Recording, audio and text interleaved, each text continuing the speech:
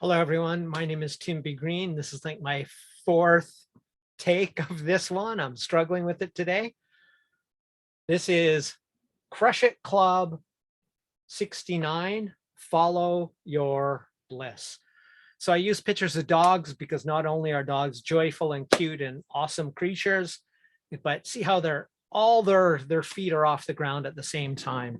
I couldn't find a better picture, human or otherwise, that demonstrated what bliss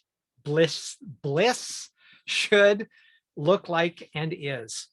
Now, this, along with a lot of other things that I do, is close to my heart.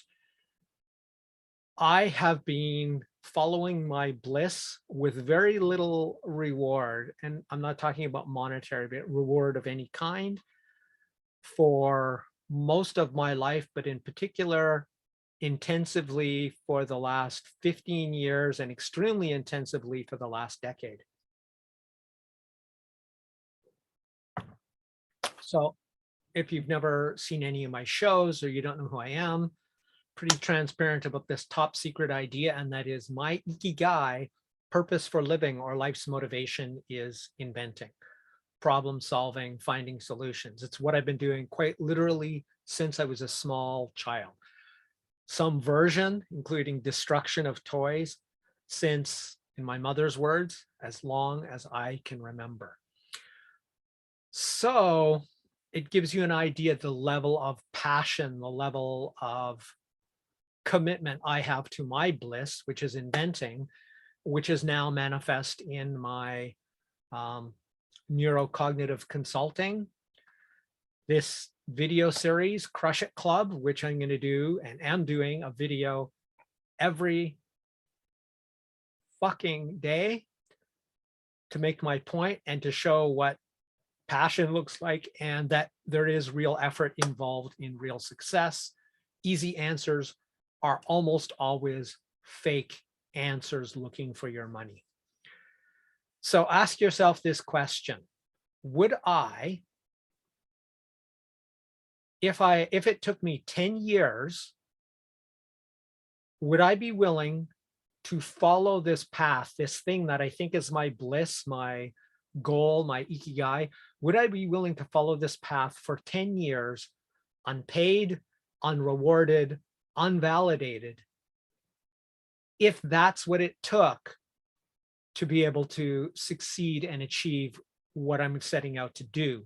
And if the answer is yes, okay, that's your bliss. If the answer is not yes, it probably isn't. Let me put this in another frame. I think it was Jim Rohn. I would love to hear from anybody who can actually credit this quote, but I believe it's Jim Rohn who said, when it comes to something you really care about, that you're really determined to do or succeed at, his quote is, I will climb this mountain or die upon it. And it literally took me probably 5 years or more to grow from, I'm going to crush this in a year, to, well, it's far more than a year now. What should I do? Am I willing to give up? And my answer was no. It was like, I will climb this mountain or die upon it. That's why I love that quote so much. If you're not willing to go to that degree, that basically irrational extreme, it's not your bliss. And you should probably then, or your ikigai, and if you don't have one of those, and it's not up to me to tell you what that is, it could be your family, your relationships, your faith, I don't care what it is, but something that you are so committed to doing work on, to achieving, to succeeding at, that you would do it for 10 years with no kind of reward, and be willing to do that if you knew that it would ultimately lead to or radically increase your probability of success, because nothing is guaranteed when it comes to success. But the people in the world, the most exceptional and successful people in the world, tend to fit into this kind of a category. This episode was actually inspired by the series, The Defiant Ones, which was with sort of chronicled the path of Dr. Dre and his success selling his headphone company Beats to Apple, but then a lot of other enormous figures in music, not just in rap and hip hop, but in all genres of music. And the consensus over and over through that series is exactly what I've been saying. And Joseph Campbell said when he coined this phrase, follow your bliss, that the people who make it believe in it so much, want it so bad that they're going to do it no matter what. They will climb the mountain or die upon it. That's how bad they want it. And if you don't want it that bad, it's very likely you will quit long before you succeed. And that, again, is the rule, not the exception. And when it comes to doing something challenging.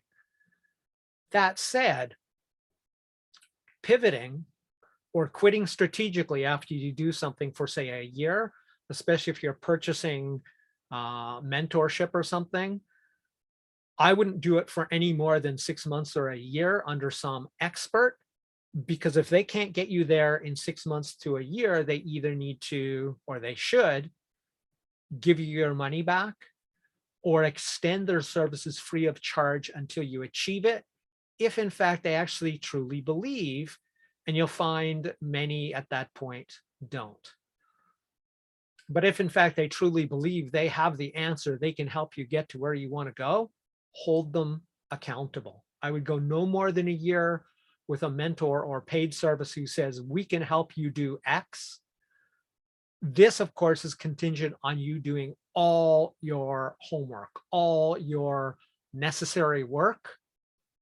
Because if you don't do that, there's no amount of time that will allow you to succeed. So you got to do your own push-ups.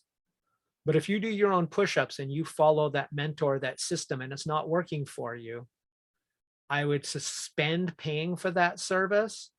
I would, whether they have a guarantee or not, ask for your money back, saying, you promised me this, I've done the work, and it hasn't come to be. If for no other reason but to see their response. If they really believe and are committed to teaching and helping people, they will probably give you your money back. If they're not, they'll probably say, well, we never made any guarantee like that. And especially if they have a lot of attitude with it, well, then the truth was they were really interested in the money, and all they really needed to do was convince you to part with your money so that they could have it. And then if they fit into the second category, share that with everybody in their dog so they can't take advantage of other people. So, following your bliss, wanting something so bad you can taste it, that you'll do it for 10 years without reward, but still looking at the feedback, the real objective feedback from people, because if you're wrong or suddenly go, oh, wow, yeah, no, that's an intractable problem I can see no way around, and don't want to spend the next 10 years solving it, then maybe you should strategically quit. Quit on expert mentors who can't deliver in 6 months to a year, and demand your money back. They probably won't give it, but see what they do. It will be so telling about their real intent.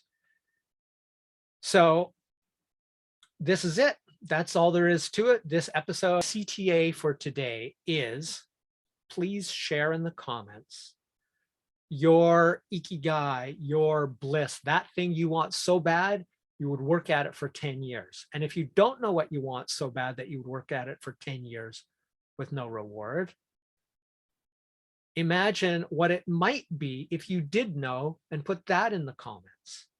And if you don't and can't produce either of those two, this is an assignment, a challenge for you to make your life blissful.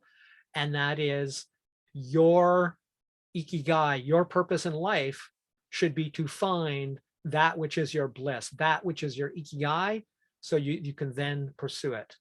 That's it for Crush It Club episode 69.